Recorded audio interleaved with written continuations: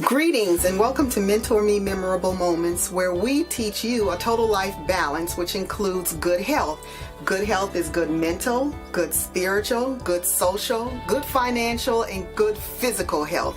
Each component is intertwined yet interdependent, creating a single health entity. Yeah, so I am Tracy Everett Duncan, your host, and I'm here with my co-host, William Craig, the third. All right, always the third. And this is going to be a fantastic program tonight because we brought in all the tenants. Yes. And you want to know who we are? Please, tell us. We are MentorMe Memorable Moments.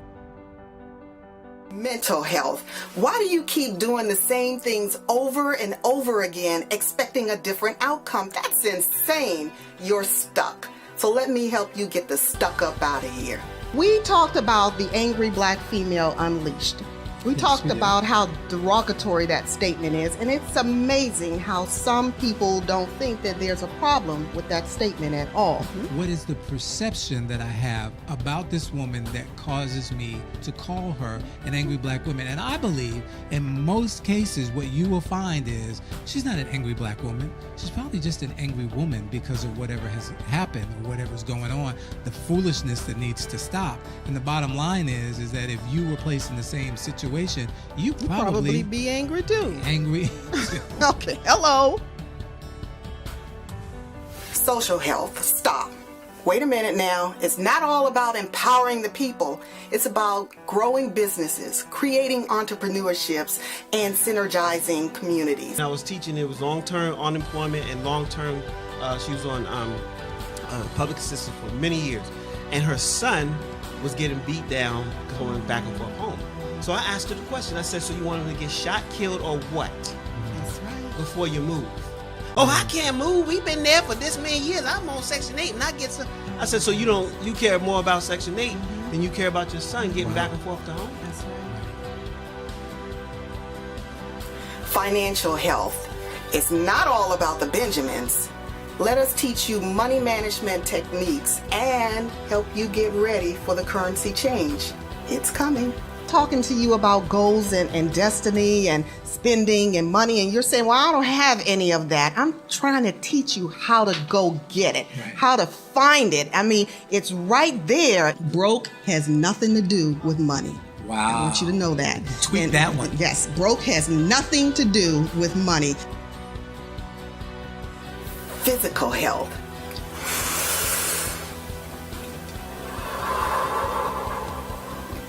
It's not all about the exercise. It's also about your heart rate and healthy eating. You know, the importance of detoxing. I don't think there's a question of should I detox. Indeed. I think it's when and how often. How soon can I get started? Oh, yes. This is actually a prosthesis of a breast. And I got this in '97 when we were teaching down at the Salvation Army. Okay. And so in this little plastic thingy, there are two types of tumors. I want to know if you can detect them both. When you're feeling that hardness and how large that is, that's a danger. That's a different stage of the tumor or the cancer. Sure. That requires an extensive amount of treatment to have it reduced. Wow. At that stage, it may be too late. Spiritual health. Everybody has to be connected to a spiritual being. It doesn't matter if we serve the same one. You need to be connected so that it will sustain you during challenging times and keep you balanced. Mental health. There's a doctor in the house, Dr. Michelle and Felicia Jameson. Social health. William Craig III and Dwayne Ross. Financial health. That's me, Tracy Everett Duncan, but you can call me Ted. Physical health. Welcome, Dion Shaw Bush. She's going to take your breath away. And spiritual health is the premise of our program. It's all of us.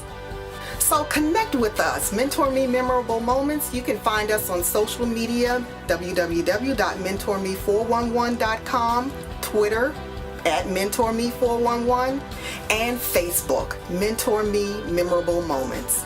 And our home is right here with Listen Vision Studios And we are live at Sunday, 6 o'clock Eastern Standard Time at WLVS Radio. We'll be looking for you.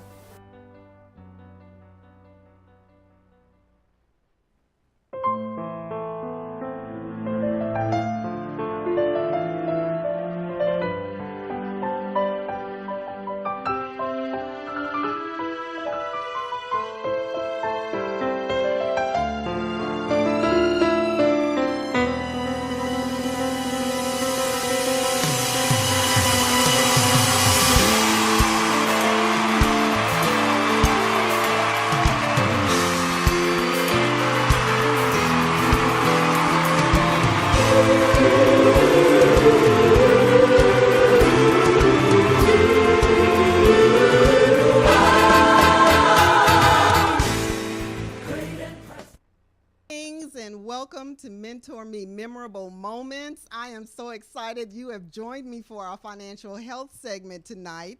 I am here with Derry Perkinson, Wall Street, we call him. But before I even bring him on, let me say hello to 150 nations and all 50 states. You are in for a treat, and we're going to be talking a little bit about some of the nations out there, too. Anyway, I'm your host, Tracy Everett Duncan, and again, this is Financial Health. And Derry, Wall Street, are you on the call with us? Yes, I am. Tracy, how you doing today? Oh, pretty good, pretty good. You know, I'm kind of excited about this. I'm always excited when you come on board with us. Wall Street is joining us this season, and he came on last season, so you can take a look at some of the tapings with Wall Street. He came in April and in May for the financial health segment, and he answered a question for me that I've been asking this question for quite some time. I knew that this was going on, but I just did not know where this information was, and that was the whole cryptocurrency, digital currency. So if you want to find out what we talked about with this new currency change, then go to our YouTube site and click on Financial Health and find the April and the May broadcast, and we'll be talking about that new currency because we don't want you to be left behind. But Derry, we've got an exciting program tonight. Yes, we do, and I'm so excited that I'm with you. So let's get to it. Okay, all right. So tonight's subject with financial health is Great Depression, Great Recession, what's next? And so what we're going to do is take you through all of the depressions and the recessions that we think were pertinent in order to answer that question for you, what is next? Because you need to be ready, not get ready.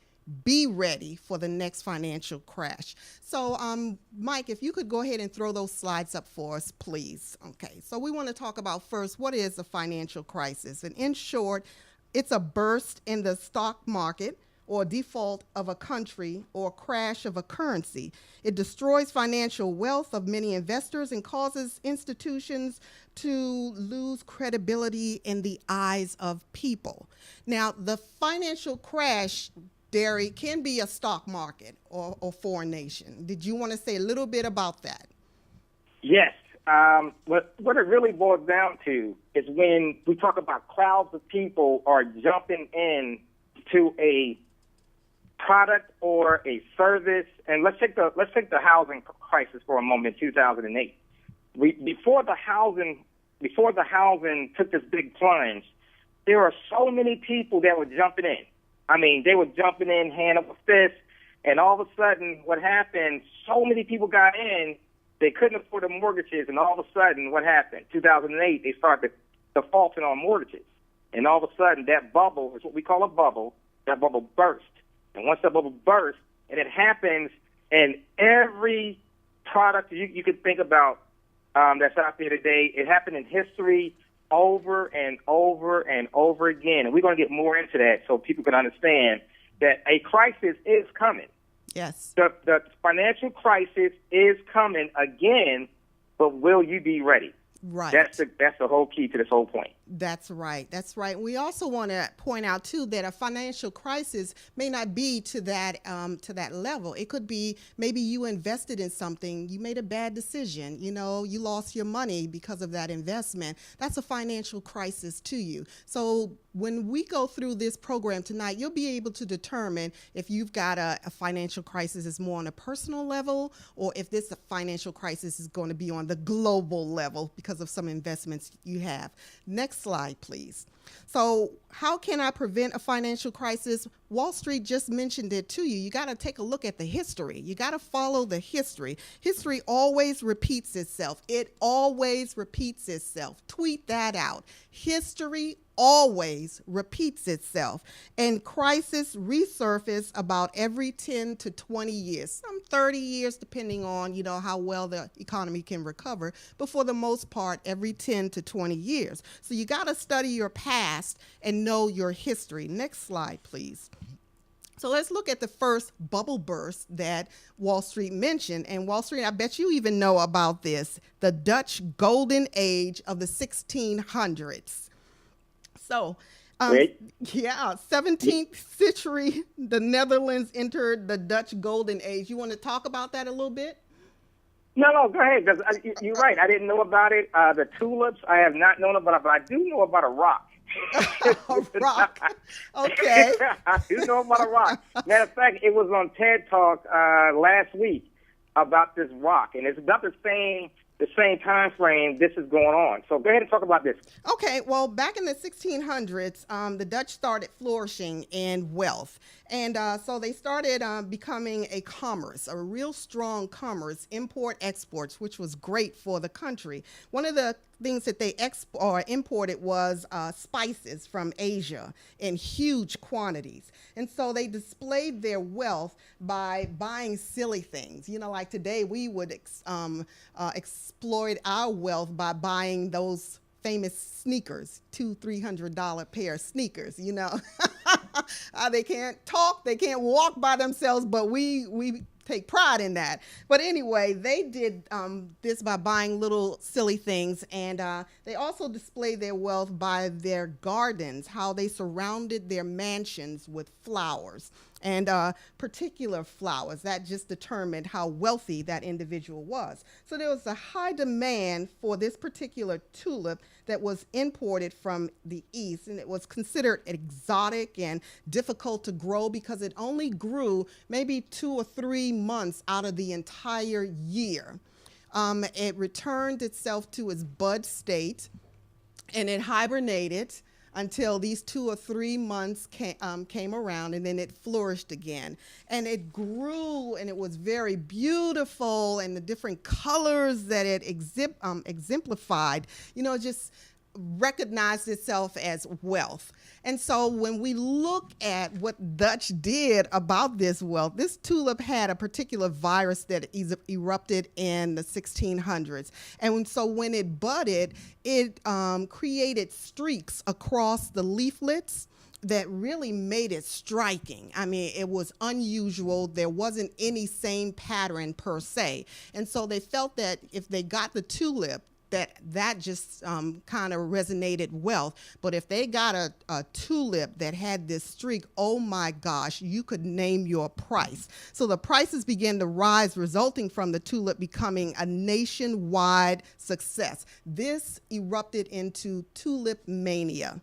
So let's talk about mania real quick before we go to the next slide. A mania occurs when there is an upward movement in price combined with a willingness to pay large sums of money for something valued much lower in intrinsic value. I want you to remember mania.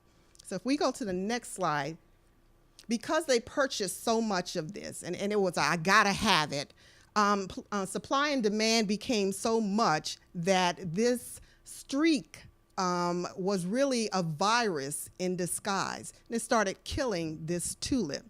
And so people kind of got the aha, or they recognized that, wait a minute now, we're spending too much for a flower, because this flower costs 13,000 florins. So let's say it cost 150 florins, which equaled $25,000 American dollars. They would buy one, or they would trade this florin or this tulip for florins, and just because they could. They were that wealthy. But when the supply and demand ran out, because the people realized, wait a minute, I'm paying this much money. I could pay for a house and a garden a third of what I'm paying for this tulip. They stopped buying it. They had this auction. The vendors came with the boxes of buds and tulips, but none of the people showed up. So the tulip burst, or rather the bubble burst, causing an economic devastation across that nation. So the prices climbed high and fast, and the entire businesses were sold and traded by this tulip. But then after a while, everything just burst. So that's what happened. That's the first burst that is recorded in history that we know of. Do you have any comments about that? You know, there's one thing that happens in the world today. We get started in something, it goes good, and then all of a sudden, once we get in and we start looking at things, it says, wait a minute, I start to reevaluate, and I'm not willing to spend the money no more. Yes. Once you get to that point, I'm not willing to spend the money anymore. And it's not just you, but now it's your neighbors, the next person is the next person. And that's when it's called fight or flight. And that's when you have to fight or flight. Okay. So they flying away. I don't want to do it. And all of a sudden, here comes the crash. Okay. Now, we pulled out a lot of things from that. That was the first bubble burst in history. Let's put up the next slide and talk about what happened in the 30s. Okay, we've got the roaring 20s where, you know, things were plentiful. Liquor and drugs, the introduction of marijuana and opium and heroin. And I cannot think of the one that kind of makes you feel good and you don't feel any pain. Anyways, that's it, morphine.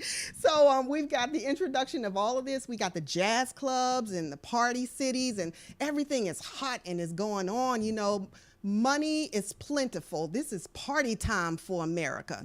Okay? So then the Great Depression hit. Because American surplus resulted in excessive investments. The stock market was only going up, and that's the perception that people were having. It's not going to fall. It's not going to fall. You know, we're going to continue to make money. It's going to go up and up and up. So people used credit to spend money that they didn't have.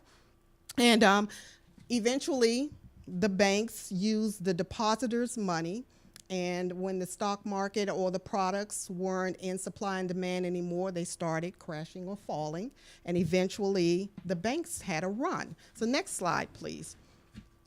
So we look at American surplus resulting in excessive investments in the stock market, and people saved over a lifetime and deposited their money into these banks. And the banks took the depositor funds and started betting against the stock market that it would continue to increase. And all of a sudden there was a realization, just like in the Dutch Netherlands with the tulips, there was a realization here that this is not going to last very long. And we're seeing some changes in this. So what we're going to do is we're going to panic and we're going to make a run on the bank because we want our money now. But when they did that, the banks couldn't pay everybody. I don't even know if the banks could pay anybody because the banks had been using the money as well. And then the banks crashed. And so we're looking at the crash of the 1930s. And do you have any comment on that, Wall Street? Wall Street. You had the savings and loans. There was a lot of savings and loans at that time. People were putting money there, and their homes were tied into that. So what happened? A lot of those people start losing their homes because they couldn't make the payments. The banks couldn't get the money. So that's why you talk to a lot of older people today.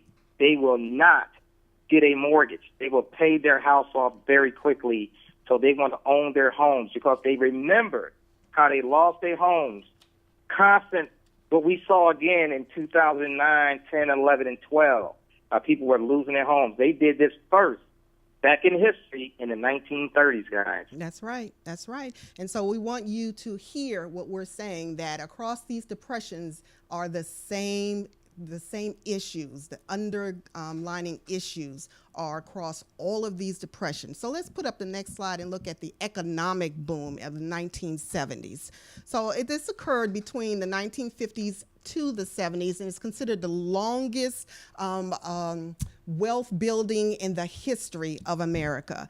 So national incomes doubled in the 50s and the 60s, and middle class rose to 60%, and women increased in the workforce. Well, why wouldn't there? You know, there was the war, World War II, and there was also the Korean War getting ready to start. So we were gearing up for that as well. And we're still booming during that period of time. So Americans became consumer-aholics, wanting larger homes, vacations, multiple cars, indoor appliances. Wall Street, I can remember my grandmother telling us, go outside because the Iceman is coming down the road, and get us a block of ice. And then all of a sudden, I can remember my grandfather purchasing an electronic appliance for her called a refrigerator. And she didn't have to get that block of ice anymore because you plugged that refrigerator in and the freezer started getting things cool. Do you have any comments about that? You know, back in those days also, the dollar was backed by gold back in those days. That's right. It didn't come off the gold standard until 1971. Yes, that's But this right. was a big time in the world. Our money was backed by gold, and a lot of things was going on at that time. So that was a big time in our history in the 1970s. That's right. And as a matter of fact, if you put up the next slide, Mike, we're going to talk about that 1970s gold history. This was the birth of the fiat, and that is the paper dollar. So we profited from World War II and the Korean War. But we figured out, or we had an aha moment that, wait a minute, we're not as great and wealthy as we think we are, because we're still paying on the debts from World War II. And we're also trying to gear up America for this next war, which was the Korean War. We're really in debt here. And so the labor began to shift from agriculture to industry because we figured out how to grow things indoors and how to grow things out of season when we want them. Strawberries didn't have to be grown at a certain time of the year anymore. We could grow them indoors and have all the strawberries that we want, all the peaches and bananas that we want around the full year.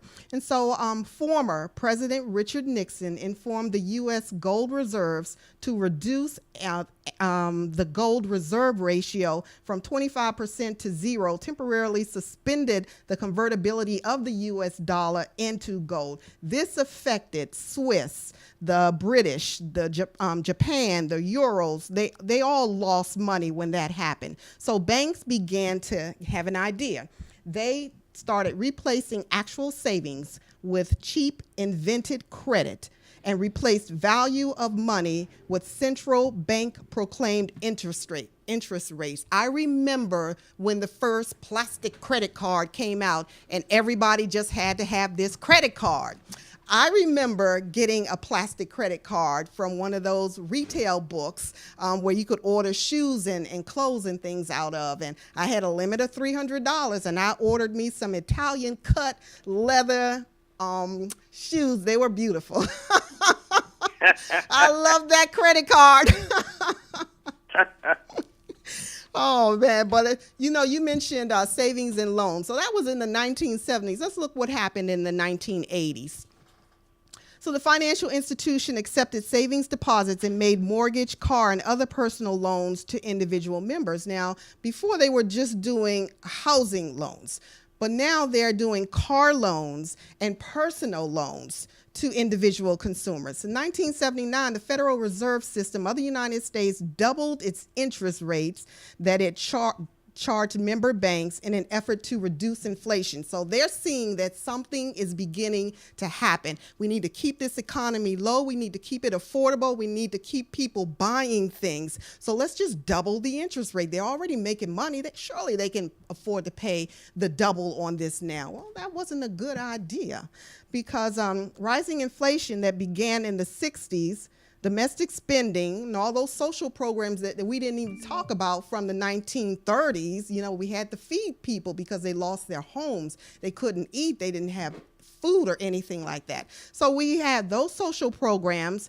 military expense, rising interest rates, long-term loans at fixed rates. That meant that if you bought a house at 3% during that period of time, and you were contracted at 3% and the economy tanked, they couldn't raise your interest rate because you had a contract for 3%. So anyone coming in behind you could have gotten a contract for 9% or 13%, but you were one of the great guys because you stayed at that 3%. Now, if there was an raise on the taxes, what that home set on, then you know your monthly interest, your monthly payment was going to go up because of the amount of the taxes that were increased that you had to work with. I'm so sorry. There's a lot going on right now. But anyway, let's take a look at that next slide, the fewer loans. So there was a run on the banks, and banks closed, and people lost their savings, and then there was no bank insurance, and individuals and business accounts vanished. So all your money's gone now with the savings and loans. So production slowed, and businesses could not borrow money. They laid off workers. Unemployment increased. Fewer people had money to buy. The incomes decreased, causing consumers to spend less money. Wall Street.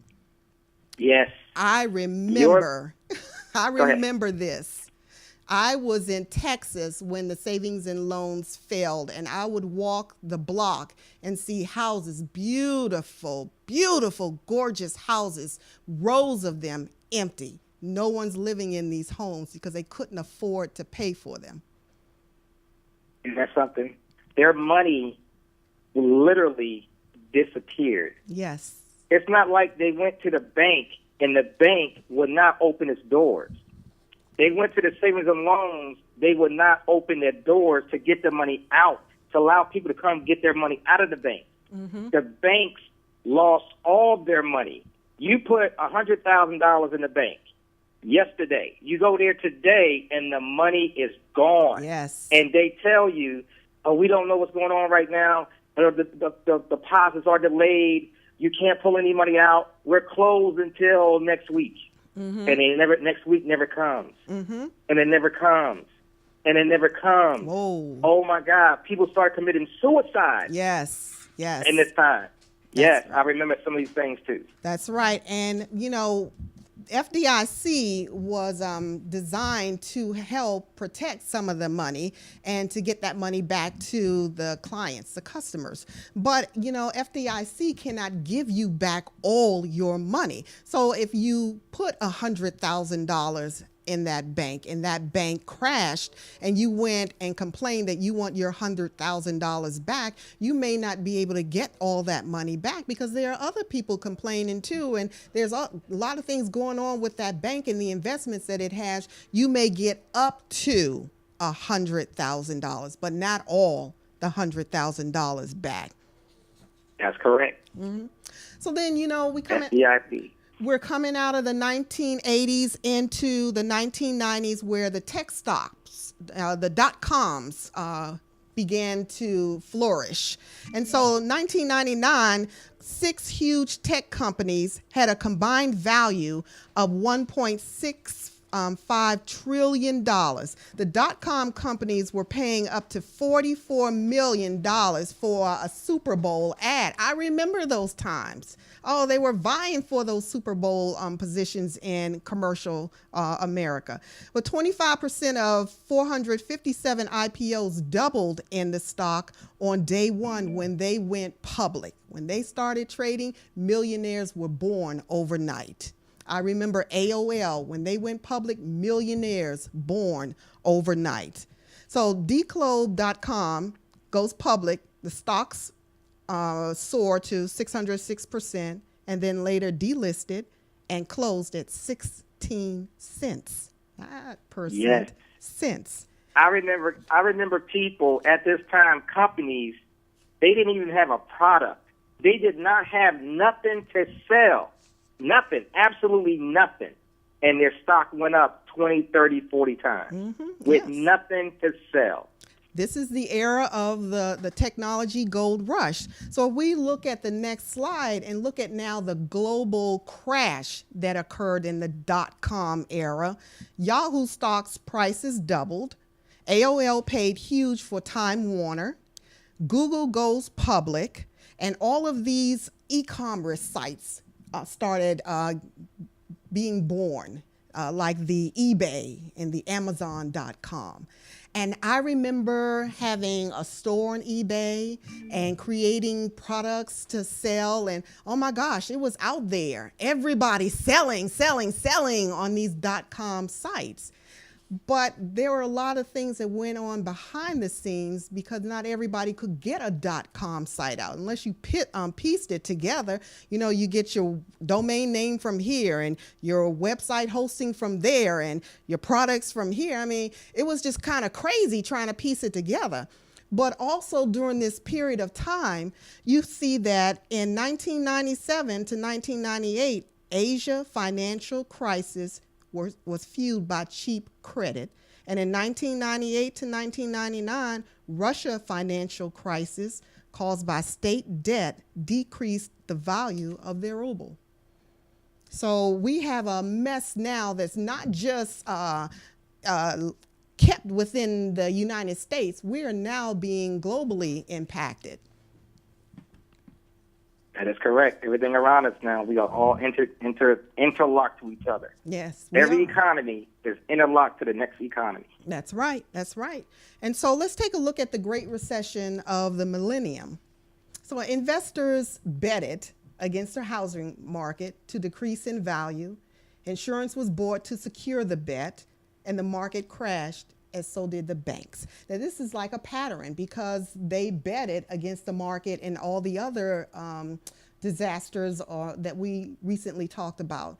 So the interest rates were lowered, allowing individuals to purchase more home than they could actually afford. And Twin Towers fell during this. Katrina hit during this period of time, flooding the southern states, and the American economy was devastated. The crash affected Europe, Japan, China, Russia, and the Middle Eastern companies. But let's talk about these home contracts first and people getting into houses that you touched on earlier. I remember this period of time. I was in this period of time where, oh my gosh, you know, money is frequent, is fluent.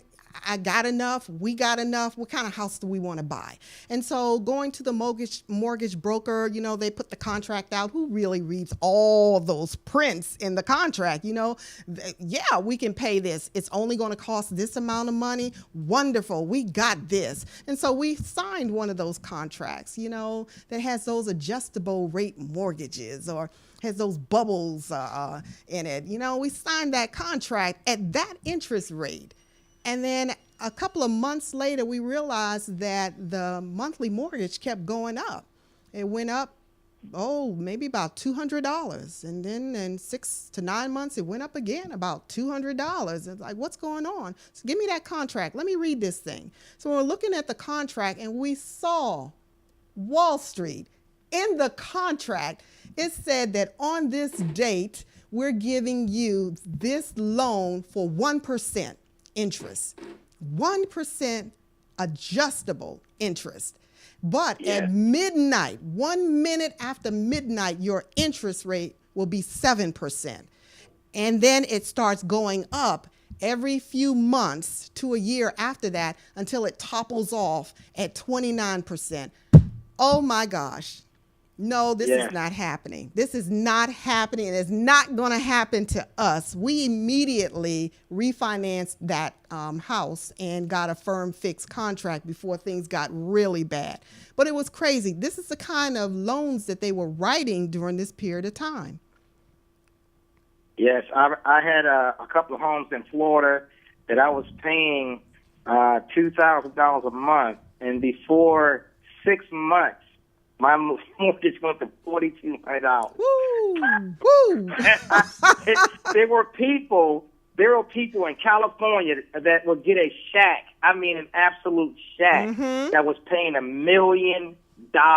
Yes. For that property. That's right. People just started getting up and just walking away.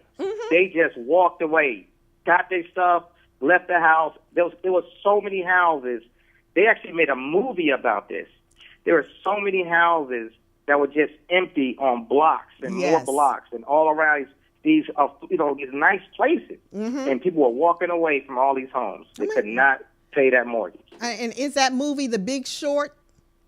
It is absolutely called The Big Short. You got it. Man, you got to see that movie. You have to see that movie to understand what happened in 2008. But also then, again, we mentioned that there was Katrina.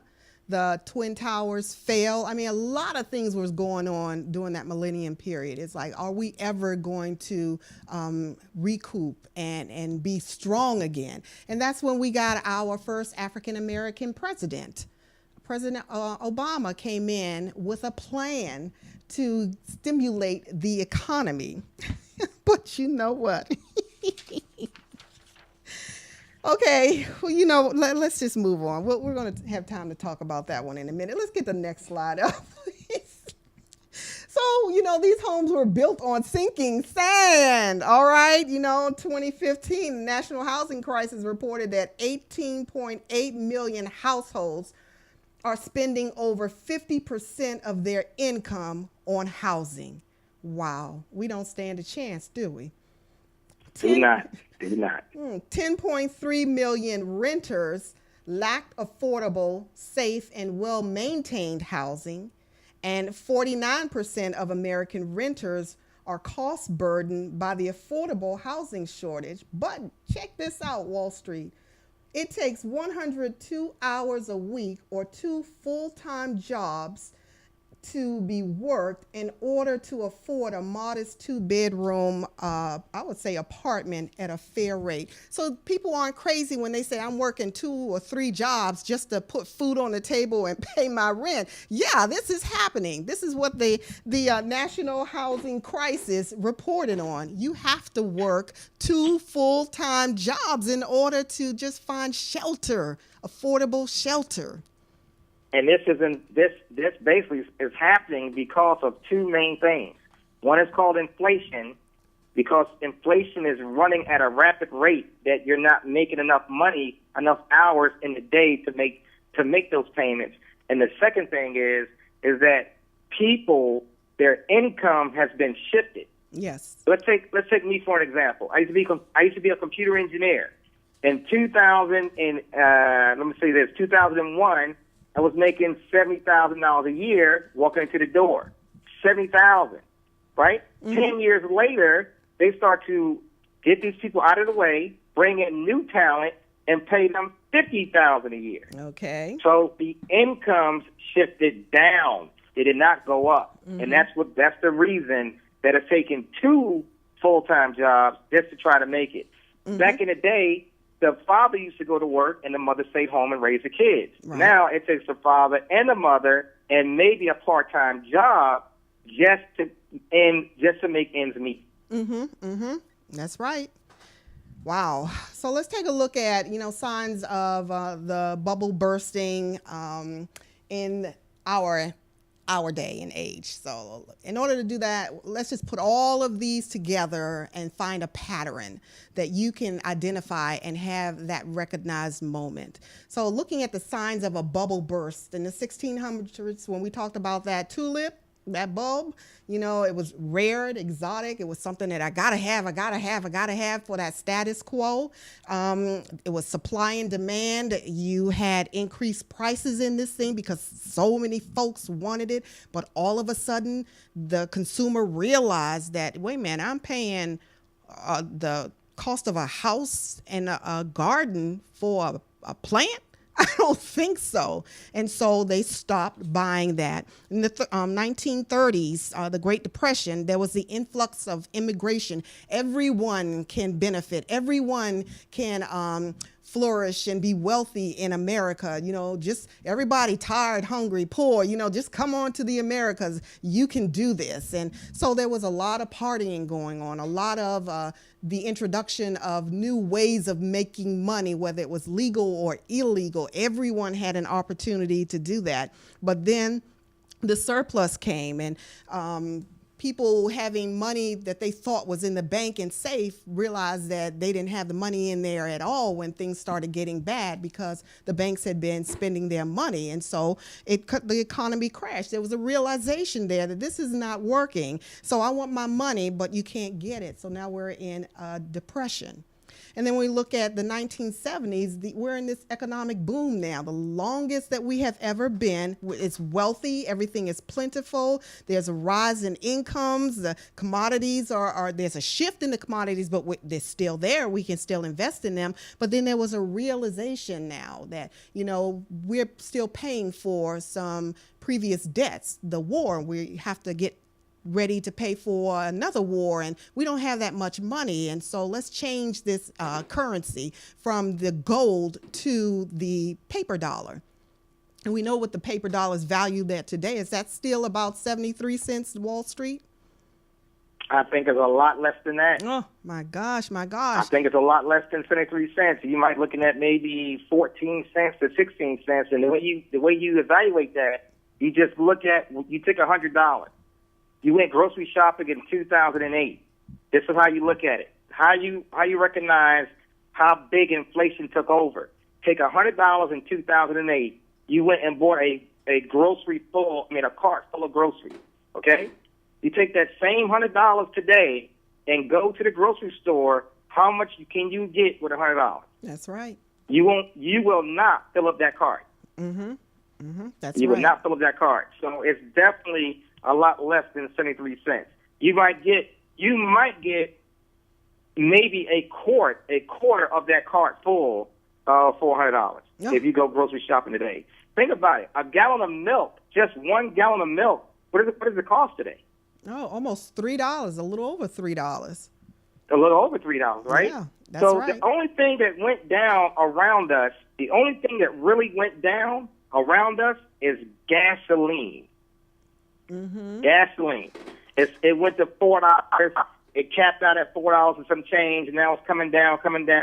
And depending on what kind of car you drive, if you're using the regular gas, then you're going to be spending about $2.29. Before it was $4.29, right? That's so right. Now it's $2.29. But everything else, when it comes to food, everything is being shrink wrapped, right? You're getting less of a product inside that bag. That's right. Paying the same price. That's right. Or the more. The same price. It's less in the bag, but you're paying the same price. Mm-hmm. So you look at meat, what it's costing for meat. And then if you want quality food, right, with no preservatives, you're going to spend even more money. That's right. So inflation is killing the dollar based on what's going on right now, what you're talking about. That's right. And before I move on, I do want to say something about that gas price. I expect that to go up with all the problems that we're having in Syria and with Russia moving into Syria and the Americans having to go in and protect some of that area. I expect those gas prices to go up again. I do. But now we're also looking at the 1980s where we had the savings and loans. Again, the undercurrent was that, people were spending more money in credit than what they actually had. And there were fixed prices. So there were loans giving out and plentiful. And when the economy tanked, then they couldn't get back all the money that they expected because these were firm fixed loans. And so they had to be creative. And that's when they took your money again out of the savings and loans and spent it without your knowing and charged you double on some other kind of credit and interest that you went out and purchased. But the 1990s was the tech-com. Again, the undercurrent is the birth of the internet. Everybody can make it. You can be wealthy. Now that we're connected across globals, we can sell over to other foreign countries. Just get yourself a website and create your eBay, your Amazon.com, and whatever else it is that you want to sell, and you can do it. Well, it didn't happen that way. The dot-coms fell, and along with that were those investment agencies and firms that had your money. Wall Street.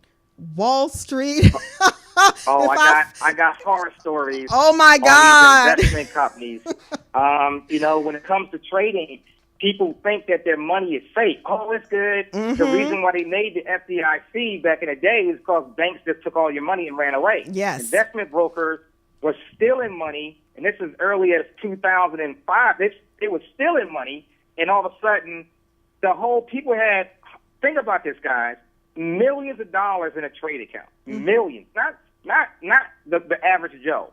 I'm talking about you may put in $100, $200. You may have your mutual funds tied to that. You did 20 years in this company, and then you go to your mutual fund account, and before you get there, you can't get in. Then all of a sudden, you hear the news on TV. This company's under investigation. Their whole account has been shut down. The CEO is going to jail, but your money, it may take you 4, 5, 10 years to get back that money. Woo, this is a sensitive subject. Horror stories when it comes to, so they're changing the laws to try to get you, to try to get those companies to abide by the right law. So now they got new things came out, SIPC, you got an FDIC for banking, you have this other one for investment. So you really have to say, I really want an American company or a well-established company before I invest my money. Just to give you one horror story. I was part of a company I was trading overseas, and I picked this company. They was giving me great rebates, right? Great rebates. Put in $4,000. A month and a half later, the site is offline. Oh, my gosh. The site is gone. The site is absolutely gone. You go back, check it out. There is nobody you can call. Nobody. They took the money and ran. Oh my God! You see? So now that's why when it comes to trading, you have to find a mentor that is using a preferred. Let me say this: a guarantee. Well, you can't say guarantee, but you're going to say a well-established firm before you start trading with that firm. Okay. You want to have a mentor. Just don't go out there willy-nilly and start throwing up your money to these different companies, and you have no idea where this company is located, what they put on their back, what they put on their front end, and what you see on the website, it may not be the truth. That's right. It may not be the truth, okay? All right. So, and the only way you find out this information is from other people that already been trading with them and also receiving money out of the system. See, it's easy to get money in a system, but it's hard as hell to get money out of the system. Right. So it all depends on who you're trading with. Just as easy it was for you to put money in, it's supposed to be that easy getting money out. Okay? That's just heads up. That's right. That's right. And we're going to continue with those heads up. So next slide, please. So when we're looking at the signs of the bubble burst for now, the what next, we're saying you got to be ready. You got to be on top of this. You got to be open-minded to hearing what's going on. If the problem is the currency and that people are taking the currency, because another thing that happened during the 30s, the Great Depression, not just the stock market crashing per se, but you also had the bad guys out there. You had the public enemies out there that knew the money was in the bank, that took the money from the bank, and you weren't getting it back. So now we're here in this digital age.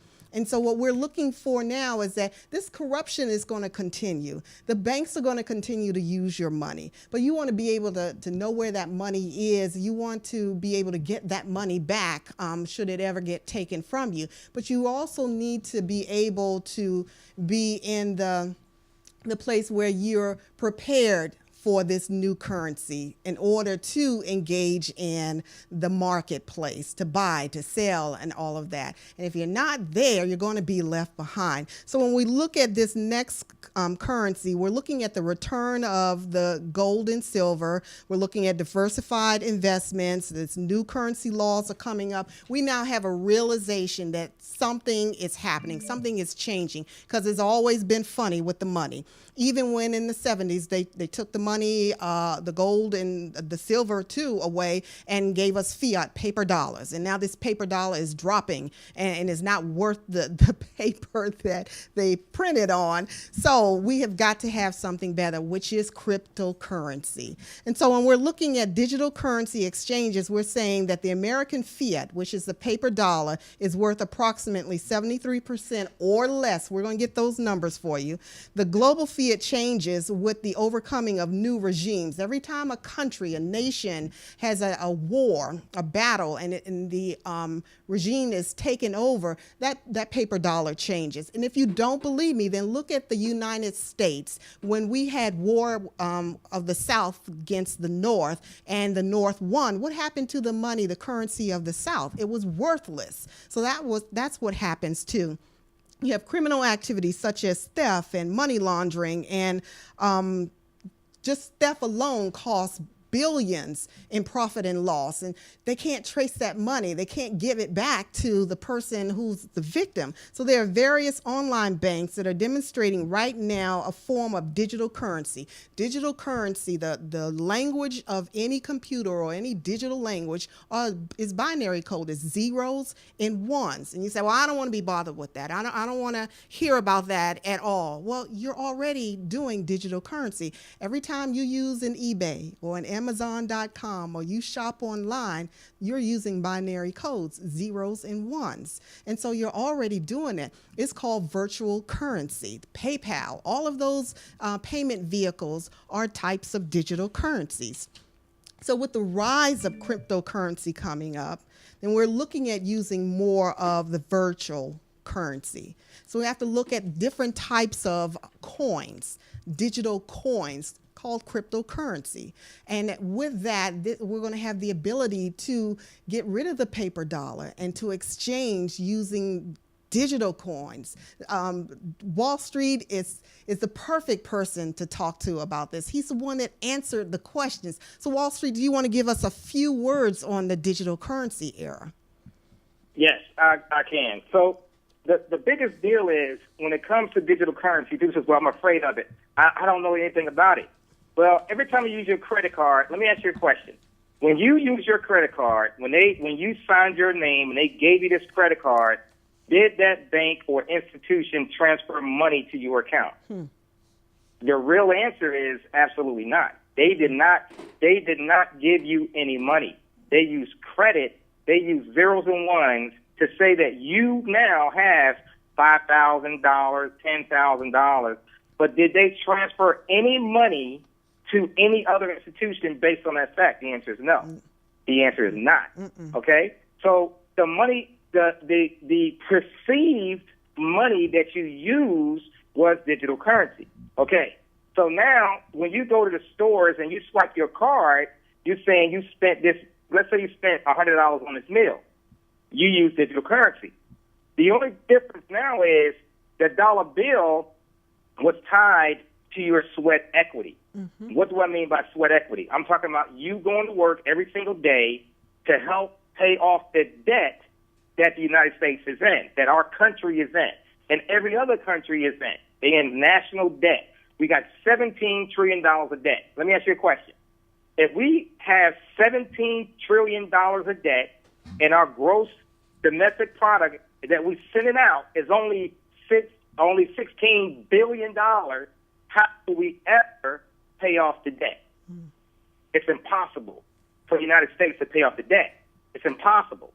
Things are changing right in front of your face ever so slightly because billionaires are starting to move into cryptocurrency. Whether you know about it or not, it's moving to cryptocurrency. Whether it's going to be big, there's over 700 cryptocurrencies out there today. 700 cryptocurrencies. And they doing TED Talks. There are people that's actually educating the public now that, listen, guys, you have to start getting and looking at cryptocurrency because the physical dollar is going to be gone pretty soon, right? So when you go look at your bank account, you're not seeing dollars in your bank account. You're seeing ones and zeros. That's right. What your sweat equity is saying that what you have, okay? So now that transition is coming. Digital currency is not coming. Let me rephrase that. Digital currency is here. It's here. It is here. Now, you have to make a decision. Do you want to be a part of this new movement or be left behind, and you're going to catch up maybe many years down the road? But digital currency is here to stay. You got it? Billionaires are going in here for a reason. Not because it's a fad, This is not a fad, guys. This is real. This is okay? real. This is real. Let's leave it at that for right now. Okay, all right. And so we did show you a slide where there are several different companies, like Wall Street mentioned, that are already in the digital currency or the cryptocurrency phase. I know of one company that we are associated with, and it is the only OneCoin type company out there that can trace your dollars back and retrieve those things. It's, you know what, we're going to talk about that later, but I just want you to make sure that you get that slide and start looking and researching. So you're probably going to ask the next question, well, you know, if I don't buy in, then what will happen? Okay, well, you know, that fiat is going to cost you more just to purchase routine items. We talked about that. That carton of eggs that you used to get for $1 was going to probably cost you about $1.25, $1.50, etc. Just think of yourself going to the dollar store, a real, genuine dollar store. How much more do you think those dollar stores are going to be around? Because they got to see profit too. So if it's 73 cents on the dollar, then believe me, you're going to be paying about $1.25, $1.50 for those items. Okay, then I can make one comment with this. Sure. Let's take your dollar bill. For everybody that's out there right now, whatever your dollar is in your country. So let's take your current currency that you're using right now. Is that currency that you have in your pocket, that $100 bill in your pocket right now, in the next 3 months, 5 months, 6 months, next year, is that value of that dollar going to go up? The answer is no. No. The answer is no. However, digital currency, and 4 months ago, let's say Bitcoin for an example, 4 months ago it was worth $426, and then it went to $726. So that's a $300 push on digital currency. That gave you more buying power. They gave you more money to use for the grocery shopping. I can open up more brokerage accounts. You know, people are using digital currency now in almost everything out there in the world today. I can actually open up a trade account with Bitcoin, right? Now, OneCoin overseas in Japan and Asia, right now, OneCoin, there are people in Japan that is using OneCoin to pay their light bill. yes. Imagine them getting started with 50 cents value at the time, half a euro, okay? And now, 2 years later, that euro is worth 6.95 euro. You got some at 1 euro, now it's 6.95, almost 7 euros right now. What does that mean? More buying power, All right. more things you can do with it. Your dollar is not going to move like that. Right. That's the difference with cryptocurrency, guys. You got to get a hold of it. You got to see what's really going on in cryptocurrency because it's going to change your life. I'm going to go ahead because I know we're getting short on time. So let me wrap up these 3 slides by doing this very quickly. One of the things that we would highly recommend to you is that you stay clear of the consumer debt. That will keep you from being pressured or to repay a loan should the economy crash. Try to pay down your mortgage as much as you can to avoid being placed in a risky situation where you become homeless, and start saving money. $5, $3, $10, whatever it is, start saving that money. If you don't want to put it in a bank, that's fine. Put it in a cookie jar or under the mattress or a floorboard. Just save money. You're going to need it. Diversify your investment portfolio, your stocks, your bonds, your mutual funds, your money markets, your real estate, your commodities like gold and silver. Diversify those. And don't get too excited at the next new thing that happens. I need you to stop and think, do your research, and seek counsel. And then if you're in it, know when to escape before it bursts. So don't panic, because that's what they did across these depressions. People panicked and had a run on the bank. Don't panic. It's going to be all right. Life has ups and downs. Set aside some savings that you are not afraid to lose in the event of a crisis. Let me say that again. Set aside savings that you are not afraid to lose in the event of a crisis. So the question is, are you getting ready? No. Be ready. Are you ready for the next currency change or the next bubble burst to come? Focus on what is happening around you. Be mindful. Be aware. Be ready. Okay? Have a plan. So, Wall Street, I think we've done our job. I think we did also. Yeah. Yes. You know, our theme for this season is to help you be ready. And so we're going to be coming back again to talk to you a lot more about investments, commodities, what's happening out there globally, how it's impacting the United States, how it's going to impact you as well. So I want you to tune into us the third Sunday of every month for financial health. And again, this is Derry Perkison, we call him Wall Street, and his segment is From the Projects to Wall Street. And I'm your host, Tracy Everett Duncan. And between now and then, we want you to be safe, be smart, and be healthy. Bye-bye. Bye-bye, everybody. Hey! Hey, hey, hey, hey!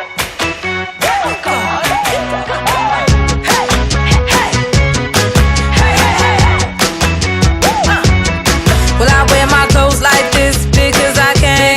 And I wear my hair like this because I can. And I walk around like this because I can. And I do my thing like this because it's who I am. And if you're expecting me to give you an apology for being nothing that you're used to, go right on ahead and wait. Hold your breath and concentrate. Keep holding till your face turn blue. My road ain't your road, but just I know just where I'm going. And my flow ain't your flow, but just I know just how I'm flowing. I'ma do my thing. Please feel free to hate and complain. Said I'ma do my thing. Say what you want, but this one ain't gonna change. Said I'ma do my thing.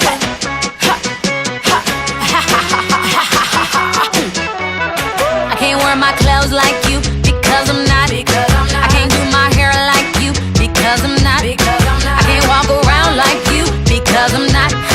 I can't do my thing like you, well it just ain't hot.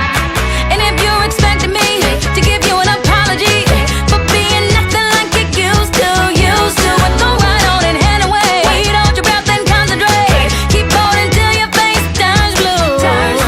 See my road, it ain't your road, but trust I know just where I'm going. In my flow, it ain't your flow, but trust I know just how I'm flowing. I'ma do my thing. So please feel free to hate and complain. I'ma do my thing. And say what you like, 'cause this one ain't gonna change. I'ma do my thing. You don't know where I'm going, and so you think I'm lost. I ain't on your page, okay, so to you that means I'm off. When I dance to the beat of a drummer you don't hear and you can't see. So if I look offbeat to you, well the problem must be you, not me. Irregular but never irrelevant.